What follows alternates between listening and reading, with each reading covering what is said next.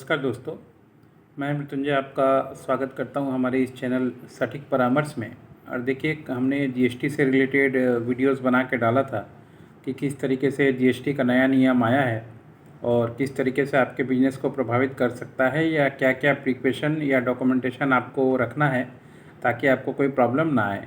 तो देखिए, अभी आज का जो न्यूज़ है खासकर राजस्थान के बिजनेसमैनों के लिए है, जो भी राजस्थान में बिजनेस करते हैं ऐसे लोग और जिनका जीएसटी नंबर है, उनके लिए खास गाइडलाइन है कि राजस्थान में स्पेशल जीएसटी का कैंपेनिंग जो है वो चालू हो चुका है।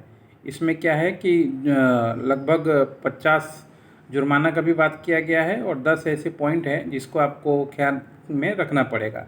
और राजस्थान में खासकर ऐसे लोग जो पहले से जीएसटी से जुड़े हुए हैं और जीएसटी रजिस्ट्रेशन है उनका, तो उनके लिए ये अभियान चलाया जा रहा है, जिसमें कारोबारियों को जीएसटी नंबर, फॉर्म का नाम, पता समेत टर्नओवर की जानकारी दी जानी है।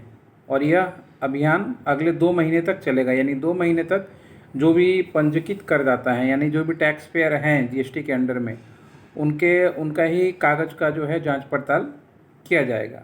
आपको बता दें कि चाहे राजस्थान हो या पूरे इंडिया में कोई भी जगह हो, जो भी दुकानदार या व्यापारी या कारोबारी जो 40 लाख से ज़्यादा का टर्नओवर करते हैं, उनको जीएसटी नंबर लेना पड़ता है नियम के अनुसार। अब क्या है, जीएसटी नंबर लेने के बाद मान लीजिए कागजात में अगर कोई प्रॉब्लम आ रहा होगा तो उसका भी इंक्वायरी किया जाएगा। साथ में अभी आपको अपने बोर्ड पे, मतलब जो भी साइन बोर्ड होता है, उस पर आपको जीएसटी नंबर, फर्म का नाम, पता लिखा हुआ सब कुछ आवश्यक होना चाहिए। इसका भी इंक्वायरी वो लोग करेंगे। प्लस जो भी आपने जीएसटी में मतलब फैक्ट जो भी आपने सच उसमें बताया है, उसकी भी इंक्वायरी गवर्नमेंट करने जा रही है। खासकर अभी राजस्थान में चालू हुआ है, तो राजस्थान में जो भी लोग मान लीजिए बिजनेस करते हैं, दुकानदार हो या जो भी हो, एक बार अपना जीएसटी का रजिस्ट्रेशन और जीएसटी का फाइल वगैरह देख लीजिएगा।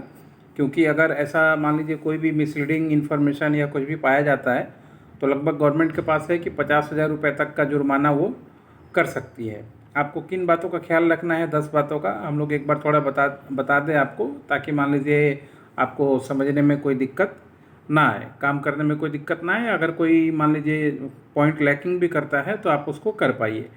नंबर 1 है, जिस स्थान पर आपका कार्य है वहीं आपका जीएसटी नंबर पंजीकरण होना चाहिए। यानी मान लीजिए मेरा रजिस्ट्रेशन यहाँ का है, मान लीजिए कोलकाता का हम लोग हैं, कोलकाता से हमने ट्रेड लाइसेंस बनवाए हैं, सब कुछ बनवाया है, तो जो एड्रेस हम लोगों ने दिया हुआ है पहले, उसी एड्रेस पे जो है जीएसटी नंबर आपका निकलना चाहिए। जीएसटी का पता भी उसी कार्य क्षेत्र पर होना चाहिए, यानी जहाँ हम लोग का रजिस्ट्रेशन है, बाकी पेपर और जो ऑफिस एड्रेस वगैरह हमने दिया हुआ है वहीं पे जीएसटी का भी रजिस्ट्रेशन होना चाहिए।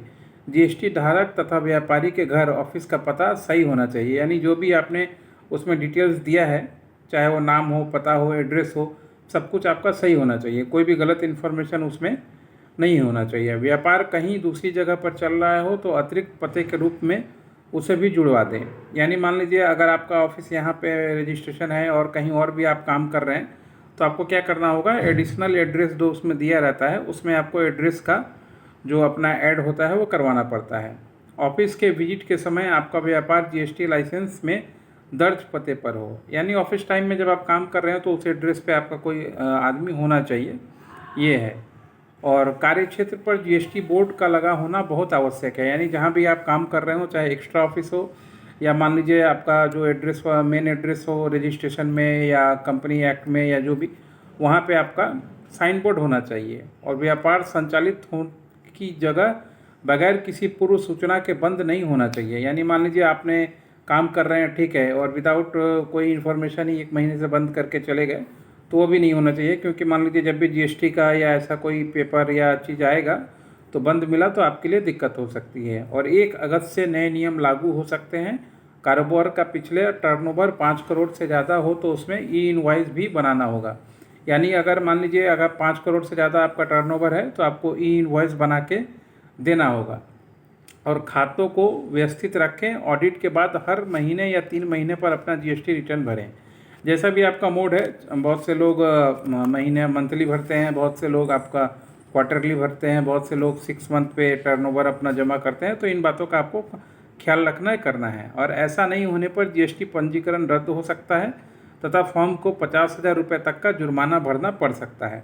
यानी मान लीजिए अगर ऐसा काम आप नहीं कर रहे हैं तो देखा आपने गवर्नमेंट क्या कर सकती है, 50,000 रुपये जुर्माना भी लगा सकती है, प्लस आपका जीएसटी भी बंद कर सकती है। तो ये जो है राजस्थान के लिए है खासकर, और राजस्थान गवर्नमेंट ने इसको चालू किया है। तो आप भी अगर राजस्थान में बिजनेस कर रहे हैं तो इन बातों का ख्याल रखिए। प्लस अगर आप इंडिया के किसी भी कॉर्नर में हैं तो अगर आप भी इन सब चीज़ों का ख्याल रखते हैं तो आपके लिए काफ़ी अच्छा है, और आप ताकि आपको कोई बिज़नेस करने में कोई दिक्कत ना आए, सही से आप अपना काम कर पाएँ। बेसिक चीज़ें हैं, जो मिसलीडिंग इन्फॉर्मेशन देते हैं या मिसलीडिंग काम करते हैं उनके लिए दिक्कत है, मगर जो जेन्युइन तरीके से काम कर रहे हैं उनके लिए तो ये काफ़ी अच्छी चीज़ है और अच्छी खबर है। क्योंकि मान लीजिए जब चोरों को पकड़ा जाएगा तो ईमानदार लोग को ऐसे ही बिजनेस ठीक हो जाएगा।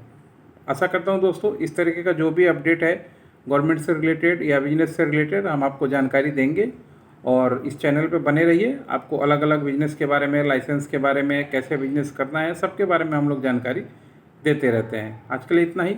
नमस्कार।